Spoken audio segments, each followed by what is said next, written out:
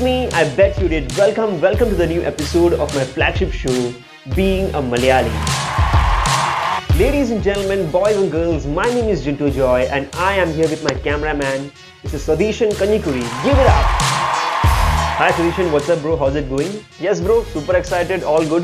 Very excited for our special episode. So this is a special episode because today it's 1st of November, Kerala Piravi, and it's our time to shine once again. And this time around, I'm going to be breaking 7 things Pravasi Malayalis are tired of hearing.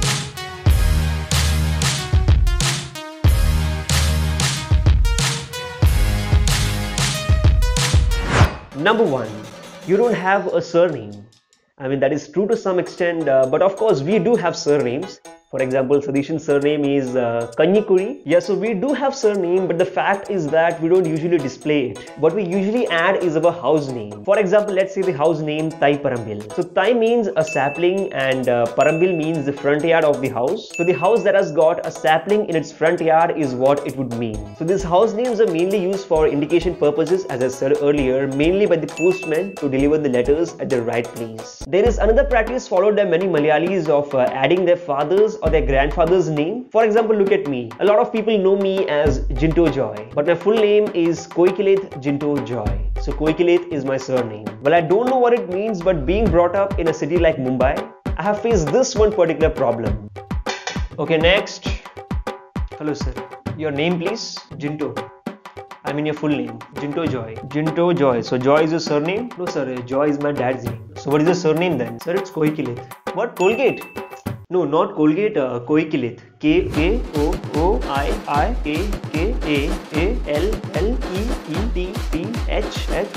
Yes. Isn't this your house address? But keeping all that aside, I'm so thankful to my ancestors for adopting such a beautiful house name. Like it gives such a royal feeling. Koikileth Jinto Joy.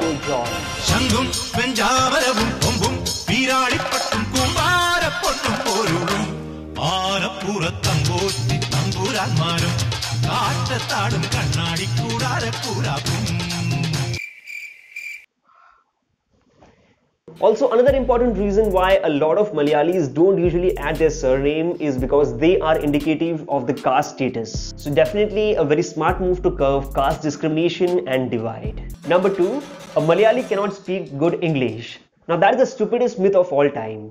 I mean, have you heard of weavers in India became beggars, and India went from being a world-famous exporter of finished cloth into an importer, went from having 27% of world trade to less than 2%. Meanwhile, colonialists like Robert Clive bought their rotten boroughs in England on the proceeds of their loot in India, while taking the Hindi word loot into their dictionaries as well as their habits.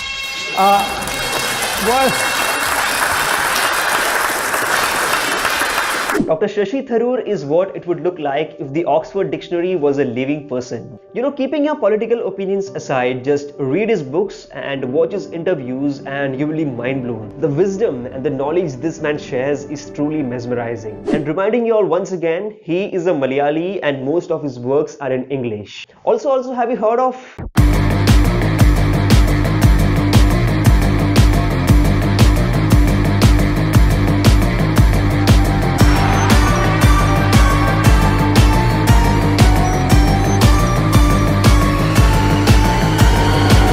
ആത്മപ്രശംസ എനിക്ക് തീരെ ഇഷ്ടമല്ല എങ്കിലും ചില സത്യങ്ങൾ പറയാതിരിക്കുന്നത് ശരിയല്ലല്ലോ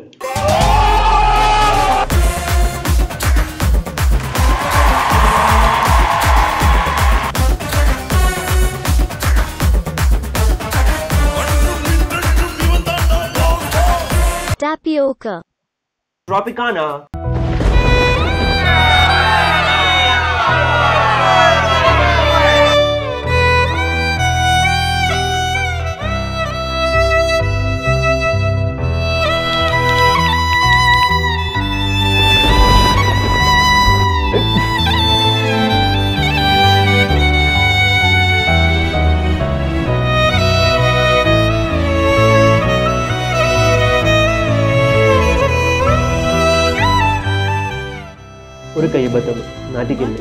Number 3, we consume beef every single day. No man, not at all.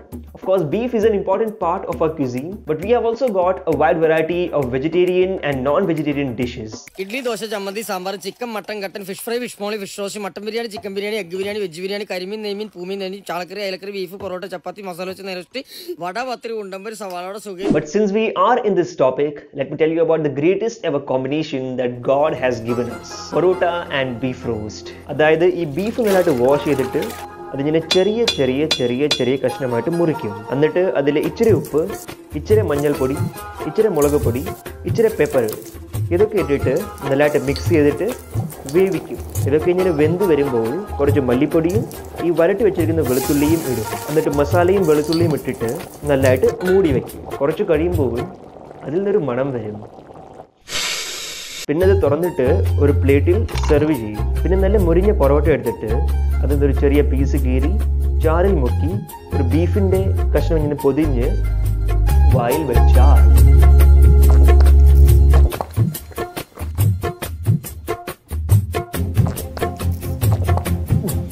Number 4. Malayalis are same as Madrasis.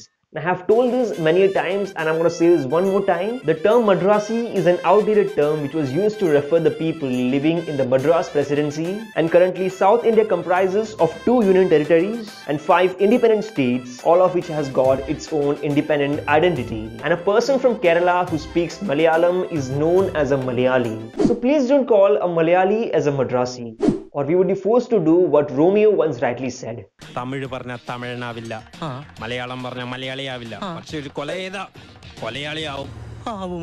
Also, for all the Malayalis whose relatives are in the Gulf, you know, when these people get asked in which country their loved ones are working, they don't have a perfect answer. They just say, "Having a Gulfila." So here is a quick guide for you. The Gulf comprises of 7 countries, namely Bahrain, Kuwait, Iraq, Oman, Qatar, Saudi Arabia, and the United Arab Emirates. Persia is the another name of the Republic of Iran, which is not a part of the Gulf. And Dubai is a city which comes under the United Arab Emirates. A lot of people don't know these basic things, and trust me, even I did not know all of this before. Thanks to my boy Sadishan for holding the script behind. On the button bro, we are almost done. Just 2 more hours, please. Number 5. Malayalis are studious and are not good in sports. Well, hailing from the state that has got the highest personal literacy rate, if Malayali parents had a tagline in common, it would be "Poirunnu padikada." Irrespective of whichever caste, gender, religious background, social status you come from, education has always been given top priority. It has become an integral part of our culture. But that does not mean we are not good in sports. Let us consider the most famous sport of our country, cricket. And one of the OG guys whom I grew up watching, S. Srishant. Bro, but Srishant was caught in spot fixing. Maranu hoya karyam. Yes bro, I knew that was coming. Okay, for Sadishan and for all the ignorant souls out there, Srishant was proved innocent for the case and his life ban ended in 2019. But again, thanks to the hypocrisy of the Indian media for covering a one-sided story. That's a whole different topic and we will keep that for some other video. But there used to be a time when each and every kid in Kerala wanted to be like Srishant and represent the country on the global level. And of course, let us not forget some of his greatest contributions, and most importantly his dominating style, which was quite enough to silence the biggest players and the best teams of that era. And in 2013, when many of us were disappointed with the news that came out, that is exactly when this 18-year-old boy became the heartthrob of millions of Malayalis. And today that same person is known as Sanju V. Samson.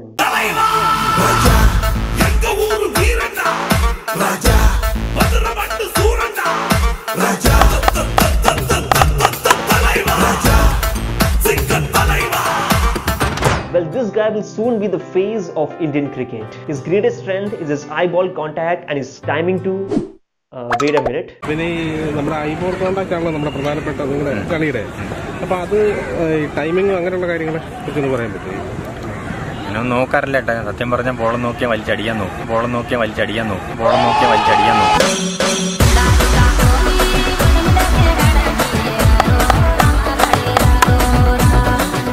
ബോളം നോക്കിയാൽ വലിച്ചടിയാൻ നോക്കും. But honestly speaking, football is more popular than cricket in our state. Ronaldo and Messi enjoy the second biggest fan base. You already know which duo holds the first position. We have got a great lineup of youngsters playing in the Indian Super League and are patiently waiting for football to become more mainstream. And another popular sport of our state is volleyball. And most importantly, to watch the likes of Tom Joseph, Jimmy George and Minimol Abraham is just a treat for the eyes. The power, the strength and the determination with which they play, just wow. And while we speak about our sports stars, let us not forget the queen of Indian track and field, someone who inspired a whole generation of girls to follow their dreams, our very own Payoli Express, PT Usha. Not just her, but we have also got a long list of people who have represented our country in the Olympics. And special mentions to Manuel Frederick and Pia Srijesh, who are the only ones to get us a medal. But with the kind of inspiring stories these people come up with, definitely more can be expected in the years to come. Number 6. Malayalam movies are same as other South Indian movies. Earlier, the definition of South Indian movies were only action films. While Bollywood still continues to capitalize on the similar genre, South India has been producing some of the worth-watching masterpieces with optimum possible budget and maximum use of the available resources. But when people usually generalize Malayalam films as other South Indian movies, we somewhat feel a bit offended because we firmly believe that our movies stand out. We have got a great lineup of evergreen actors, storytellers, writers and directors who have changed the face of Malayalam cinema with their narratives that focused on social, political, cultural, religious and other sensitive and important issues of our community that deserve our attention, with a clever mixture of real-life conversations and real-life characters prepped with sarcasm.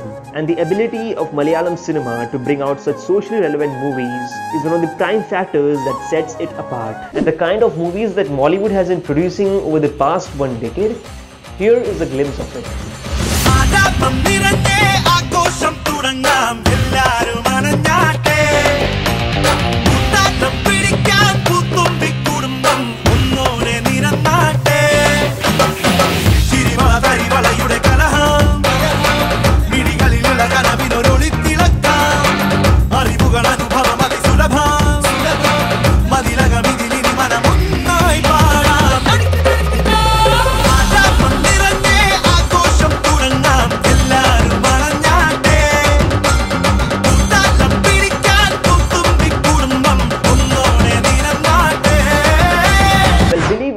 The face of Indian cinema is all set to change, sooner or later. Number 7. Malayalam is the most confusing language. Well, that might be the case with anybody who does not know a particular language. But here is a challenge for you. If you can repeat this tongue twister with me 5 times, then you are a legend. Sadishan, even you can try if you want. Okay, here we go. Mashi Mashine Magan Mashayal, Mashi Mashine Magani, Mashi in the Blikim Mashi. Mashi Mashine Magan Mashayal, Mashi Mashine Magani, Mashi in the Blikim Mashi. Mashi Mashine Magan Mashayal, Mashi Mashine Magani, Mashi in the Blikim Mashi. Mashi Mashine Magan Mashayal, Mashi Mashine Magani, Mashi in the Blikim Mashi. Mashi Mashine Magan Mashayal, Mashi Mashine Magani, Mashi in the Blikim Mashi.